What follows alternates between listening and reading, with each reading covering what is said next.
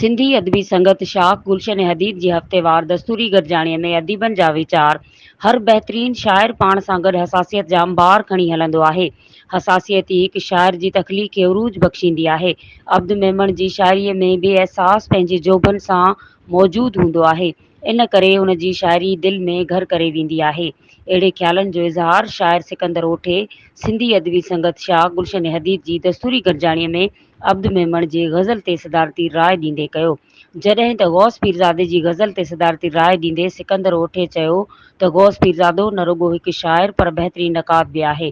सिंधी अदबी संगत जो कारज बि इहो आहे त उन में सीनियर ऐं जूनियर जे फ़र्क़ खां सवाइ तख़लीक़नि ते ॻाल्हायो वेंदो आहे। हर तख़लीकार जी सिख्या थींदी आहे।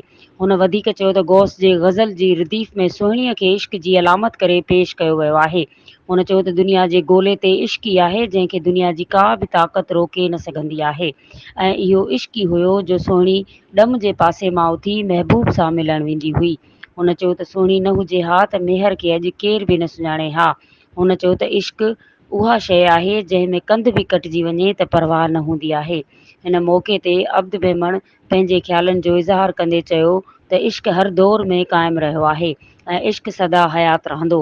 संगत में पेश थियल तख़लीक़नि ते ॻाल्हाईंदे गुल इनकलाबी चयो त इश्क में अहिड़ो तलसम आहे जो उहो कंहिं मख़सूस फ़र्द सां थी वेंदो आहे त आशिक़ कंहिं ॿिए पासे या ॿिए कंहिं ॾांहुं माइल न थी सघंदो आहे। गुल इनकलाबीअ चयो त जॾहिं को ज़िंदगीअ जी राति में दाख़िल थी वेंदो आहे त हर तरफ़ उजाला फैलिजी वेंदा आहिनि। गौस पीरज़ादे पंहिंजे ख़्यालनि जो इज़हार कंदे चयो त नवां इस्तिखारा ऐं तशबियूं तख़लीक़ खे उत्तम पीढ़ीअ ॾांहुं वठी वेंदा आहिनि। शाइरीअ में फ़िक्री गहराई भले केॾी बि हुजे पर जेसिताईं हुन में इज़हार जी नवाण नाहे त उहा शाइरी पढ़ंदड़ वटि पंहिंजो मक़ाम माणे नथी सघे। इन करे शाइरनि हमेशह इज़हार जी इनफ़रादियत खे ई अपनायो आहे।